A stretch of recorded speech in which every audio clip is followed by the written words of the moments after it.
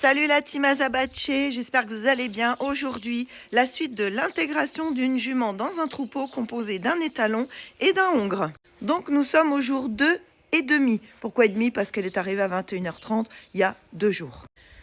Alors, au bout de 2 jours, il est temps de s'occuper individuellement de chaque cheval, puisque le rapport visuel est établi entre chacun. Bon, lui pour l'instant il est enfermé, c'était juste pour laisser manger le copain. Si tu suis mon compte, tu sais que chez moi les chevaux traditionnellement ne sont pas enfermés. La jument est dans le box là-bas.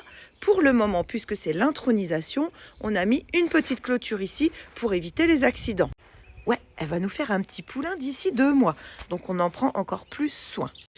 Alors aujourd'hui, on va aller s'occuper de Papinou, on va le passer à l'aspirateur, on va lui faire ses petits pieds tout correctement. Ensuite, on va faire la même chose à notre Kiorli. On va les emmener en face et nous terminerons par Aïcha que nous ne voyons pas parce qu'elle est en train de manger.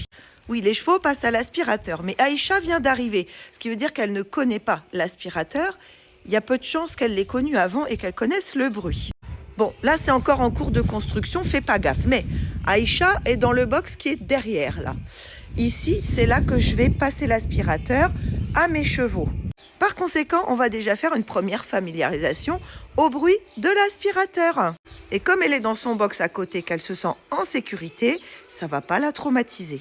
Et petit à petit, elle aussi passera l'aspirateur, mais il faut un petit peu de temps quand même.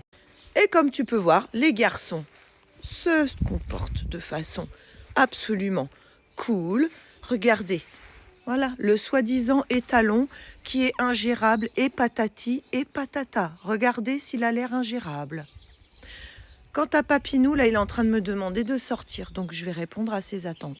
Et si jamais tu avais des doutes, voilà notre Aïcha, voilà notre future maman qui est bien dans son box.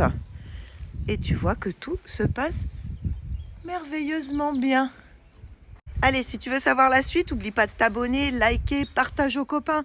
Et cessons de dire que les étalons sont dangereux et ingérables. Moi, je te montre au quotidien comment ça se passe. Tu peux vérifier jour par jour, y compris dans mes lives où il n'y a pas de montage, donc il n'y a pas de tricherie possible, pour t'expliquer comment ça se passe avec un étalon ou plusieurs, peu importe. L'intégration dans un troupeau, tout petit, certes, on sera que 4, mais voilà, c'est déjà une bonne notion et tu l'apprendras aussi auprès des éleveurs si toutefois tu étais un peu curieux. Mais j'en ai marre qu'on mette toujours tout sur le dos des étalons, qu'ils soient refusés systématiquement dans les pensions parce qu'en fait, c'est les gens qui sont incapables de les gérer qui te mettent ça dans la tête. C'est une éducation et elle se perd malheureusement. Donc moi la vieille, je me charge de transmettre tout ce que j'ai à transmettre avant de fermer les yeux, parce qu'un jour il n'y aura plus que des hongres sur terre, de la saillie en paillettes. Tu parles d'une vie qu'ils vont avoir les chevaux. Allez, sur ce, je te fais des gros bisous, bon dimanche et à bientôt.